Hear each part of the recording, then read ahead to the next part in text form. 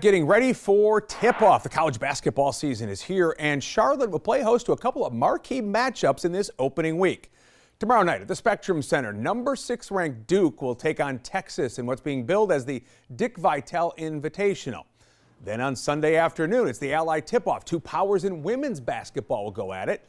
9th ranked NC State will take on 18th ranked Southern Cal. These 2 games, the latest events brought to town by the Charlotte Sports Foundation. You'll remember back in the summer, right? A lot of excitement around here. It was the Savannah Bananas packing Bank of America Stadium for 2 nights. The foundation, of course, also brings us college football, for example. The Duke's Mayo Classic helps kick off the season. The Duke's Mayo Bowl helps wrap it all up.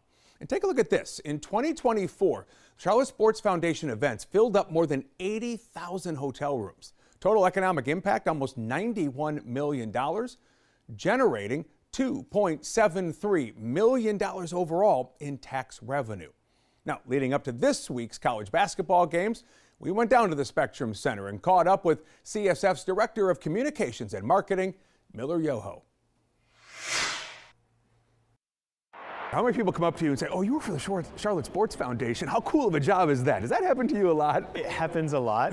It is, I have to pinch myself with this job and being part of the organization and what we do and all the partners we get to work with. It really is a blessing, and working in this city, it's an exciting time to be in sports. Do you get to enjoy the games though, actually? Afterwards, what I care about and what I always ask people is how does it feel to be in one of our events? And at the Sports Foundation, we care so much what the fan and what the player experience is, and we want people to create core memories. That's our goal, that's our mission, is to create those moments that people will remember. How does sports just fit into sort of the broader view of what we're trying to accomplish here in the city? That's a great question. One, there's the economic impact factor. When events come and people come, they spend money, they invest in our hospitality industry, and that's a net positive for the city.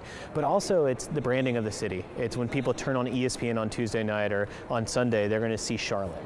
They're going to see the logos. They're going to know that Charlotte is a home of great sports, of great people, and great events, and it just keeps getting the word out of us being a world-class city and how we're growing. The city's been growing, as a new southern city for a generation now, right? Does that still matter?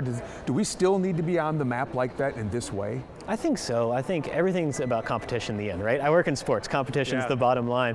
But we want to be considered the same as in Atlanta and Indianapolis. When it comes to hosting events, we want people to see Charlotte as the cream of the crop. And that's why we spend so much time making sure the teams, when they're here, top-notch experience. Take me behind the curtain a little bit of pulling this off. How do you schedule this sort of thing? Because a lot of times schedules are years in advance. How did you get those teams here? No, it's a little bit of playing Tetris, trying to figure out openings on schedules, when the arena's opening, working with sponsors, Belk and Ally, they've been tremendous in supporting this. So it's moving all the pieces together to figure out how you make it work.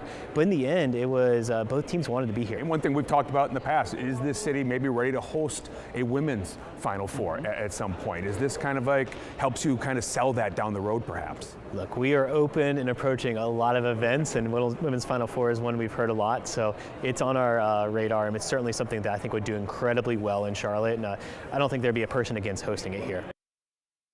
No, I don't think that would be a big deal. Again, big basketball going on here this week. Tickets still available for the Duke men's game tomorrow night and the North Carolina State women's game on Sunday.